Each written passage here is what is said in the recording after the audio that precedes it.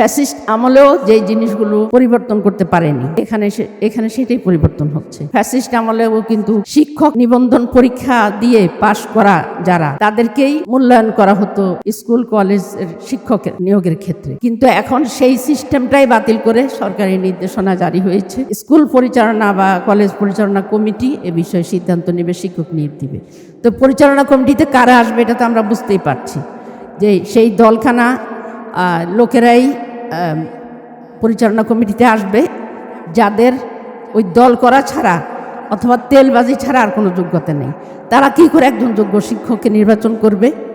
সুতরাং শিক্ষা ব্যবস্থা ধ্বংস হওয়ার যেটুকু উপকরণ বাকি ছিল সেটাও এখন শেষ করে দেওয়া হচ্ছে। তো আমরা তো তাকিয়ে তাকিয়ে তামাশা দেখব না। অবশ্যই এই বিষয়ে আমরা সজাগ হব, সচেতন হব। আমাদের লেখনী, আমাদের কর্ম, আমাদের আওয়াজ অবশ্যই তুলতে হবে। তো প্রিয় বোনেরা, আমরা মায়ের জাত, আমরা আমাদের সন্তানদেরকে গঠন করব এবং যেই সন্তানদেরকে 17 বছর ধরে তাদেরকে বুলি শেখানো হয়েছে এই যে 7ই মার্চের ভাষণ, কিন্তু এই 7ই মার্চের ভাষণের ইয়ার পরেও, এটা সব ক্লাসে এটা মুখস্থ করানোর পরেও কিভাবে এই 7ই মার্চকে ঘৃণায় ছুঁড়ে ফেলে দিয়ে কিভাবে এই দেশের ছাত্ররা বিপ্লব করলো। অর্থাৎ কাউকে কিছু গিলালেই হয় না, বরং তার গ্রহণ করার মতো অবস্থা থাকতে হয়। অর্থাৎ গ্রহণ করার মতো যদি মন না থাকে অথবা যদি ইচ্ছা না হয়, তাহলে গিলাতে পারে না, সেটা উগড়ে দেয়। তো সুতরাং আমরা আমাদের শিশুদেরকে এমনভাবে গড়ে তুলব যে এই শিক্ষা ব্যবস্থা যদি অবৈধ কর্ম করে, অবৈধ কর্মের দিকে যদি নিয়ে যায় আমাদের শিশুদেরকে, আমাদের শিশুরা নিজেরাই প্রতিবাদ করে এর থেকে বের হয়ে আসবে। প্রতিটা ক্ষেত্রেই তারা যেটা 17 বছর ধরে আওয়ামী লীগ করেছে, সেটা 17 মাস হওয়ার আগেই বিএনপি সেই কাজগুলো সম্পন্ন করতেছে। কাজেই তারা তাদের পতনকে ত্বরান্বিত করতে চায় খুব দ্রুত। তো আমাদেরকে অবশ্যই সজাগ এবং সচেতন থাকতে হবে যে অধিকারের জন্য আমরা লড়াই করেছি এবং যে বৈষম্যের বিরুদ্ধে জাতি ঐক্যবদ্ধ হয়েছে, আবারও জাতি কিন্তু ঐক্যবদ্ধ হবে।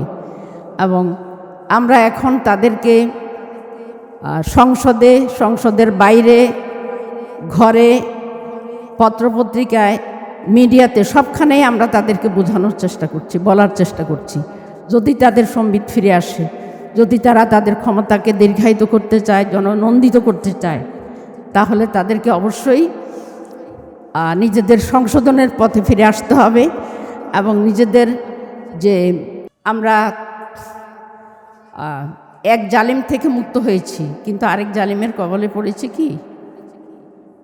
অনেকটা তাই। কারণ ইতিহাসের সবচেয়ে দুর্ভাগ্য যে ইতিহাস থেকে কেউ শিক্ষা নেয় না। আমরা জানি যে নেড়া বেলতলায় একবারই যায়, কিন্তু আসলে নেড়া বেলতলায় বারবার যায়। কারণ সেখানে যে মধু আছে, ক্ষমতার মধু, সেই মধু নেওয়ার জন্য যায় এবং তার মাথায় যে বেল পড়বে তার সেই খেয়ালটা থাকে না। তো এই বেল পড়ার জন্য কর্মসূচি এখন বিএনপি করছে। আজ 12ই আগস্ট 2026, আমার মনে পড়ছে 12ই আগস্ট 1969 সাল, যেই দিন ঢাকা বিশ্ববিদ্যালয়ে তৌহিদি ছাত্রের রক্তে রঞ্জিত হয়েছিল। ইসলামী শিক্ষা ব্যবস্থার দাবিতে বক্তব্য রেখেছিলেন আব্দুল মালেক, ঢাকা বিশ্ববিদ্যালয়ের ছাত্র। তৎকালীন ছাত্র সংসদের ভিপি ছিল তোফায়েল আহমদ এবং তার গ্রুপ মিলিয়ে তারা যখন পারছিল না, যুক্তিতে পারছিল না, তখন তারা তাদের অস্ত্র প্রয়োগ করল। নূর খান প্রণীত পুরো পাকিস্তানের শিক্ষানীতি কেমন হবে, এর উপরে আলোচনা করতে যে শহীদ আব্দুল মালেক খুব ক্ষুরধার যুক্তি দিয়ে দেখিয়েছিলেন যে পাকিস্তানের শিক্ষা ব্যবস্থা হবে ইসলামী শিক্ষা ব্যবস্থা। এই ইসলামী শিক্ষা ব্যবস্থার দাবিতে যখন তিনি তার বক্তব্য রাখলেন, তখন তারা তাকে দুনিয়া থেকে মিটিয়ে ফেলার জন্য পরিকল্পনা নিল। রেসকোর্স ময়দান দিয়ে তিনি ফজলুল হলের দিকে যাচ্ছিলেন, ঠিক সেই সময় তোফায়েল আহমেদ সহ তার গুন্ডা বাহিনী তার উপরে হামলা করল এবং তাকে মৃত মনে করে ফেলে রেখে গেল। এরপরে এটা ছিল 12ই আগস্ট, তাকে চিকিৎসা দেওয়া হলো পশ্চিম পাকিস্তান থেকে। নিউরো সার্জন বিশেষজ্ঞ ডাক্তার জুমাকে আনা হলো। তিনি তার সর্বাত্মক চেষ্টা করলেন এবং 15ই আগস্ট আব্দুল মালেক শাহাদাত বরণ করলেন।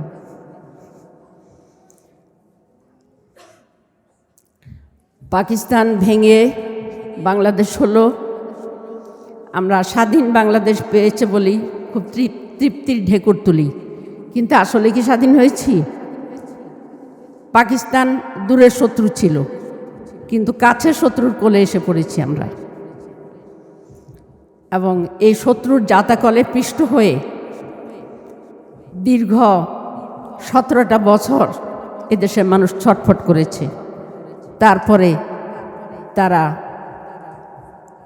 24-এর বিপ্লব সাধন করেছে এবং তাড়িয়ে দিয়েছে এই স্বৈরাচারিণীকে এবং তার দলবলকে। পৃথিবীর ইতিহাসে এমন কোনো স্বৈরাচার নাই যারা স্বৈরাচারী হওয়ার পরে নিজের দেশ থেকে বিতাড়িত হয়নি, কিন্তু বাংলাদেশে এর চেয়েও ব্যতিক্রম ঘটনা। অর্থাৎ মসজিদের ইমাম পর্যন্ত, জাতীয় মসজিদের ইমাম পর্যন্ত পালিয়ে গিয়েছে, স্বৈরাচারী আমলের ইমাম পর্যন্ত পালিয়ে গিয়েছে। কি পরিমাণ দুর্নীতি তারা লিপ্ত ছিল, কি পরিমাণ অপরাধ তারা করেছিল যে জাতির সামনে থেকে তারা পালিয়ে বেঁচেছে। কিন্তু আল্লাহর কাছ থেকে কি পালাতে পারবে? পারবে না। প্রিয় বোনেরা, অদম্য জুলাই আমাদেরকে স্মরণ করিয়ে দিচ্ছে 2024-এর জুলাইতে কি ঘটেছিল, এবং স্মরণ করিয়ে দিচ্ছে 17টা বছর ধরে কি জুলুম অত্যাচারের মধ্যে এই জনগণ ছিল। আমাদের নারীদের অবদান, আমাদের শিশুদের অবদান এবং পুরো জাতির যে আকাঙ্ক্ষা, সে আকাঙ্ক্ষা বাস্তবায়নের জন্য আমাদের কি করণীয়? আমাদের সম্পাদিকা আঁখি এই বিষয়টা উপস্থাপন করেছেন যে শিশুদের এবং নারীদের নিয়ে আরও কিছু প্রকাশ করার ইচ্ছা। আমার মনে পড়ছে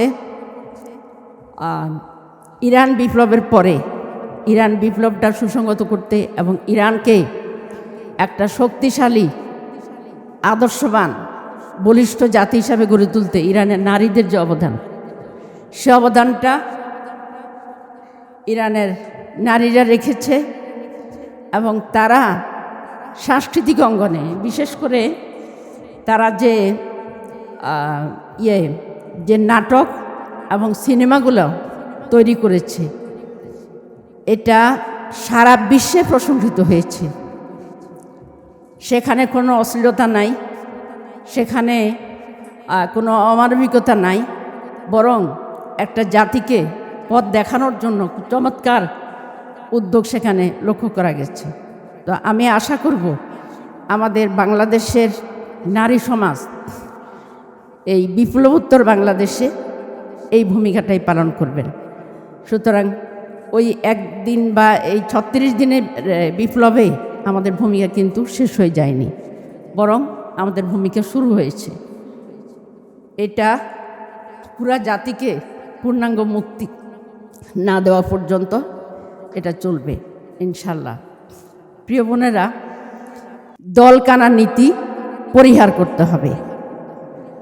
যোগ্যতার ভিত্তিতে নিয়োগ দিবে এবং যোগ্যতার ভিত্তিতে আর অভিজ্ঞতার ভিত্তিতে পদোন্নতি দিবে। এই কাজগুলো যদি না করে তাহলে গণ অসন্তোষ থেকে তারা রক্ষা পাবে না। প্রিয় বোনেরা, আপনারা দেখতে পাচ্ছেন যে এবং একটা বৈষম্যহীন ইনসাফপূর্ণ সমাজ কায়েম করার জন্য আমরা আন্দোলন চালিয়ে যাব ইনশাল্লাহ। আমি আমাদের অদম্য জুলাইয়ের বহুল প্রচার কামনা করছি এবং মহিলা বিভাগের একটা চমৎকার উদ্যোগ, যেটা আসলে ঈর্ষণীয় আমাদের ভাইদের কাছে। তো আল্লাহ তাআলা এই উদ্যোগকে কবুল করুন এবং আমরা সামনের দিকে আরও বেশি এগিয়ে যাব, এটাই প্রত্যাশা। আসসালামু আলাইকুম রহমতুল্লাহ।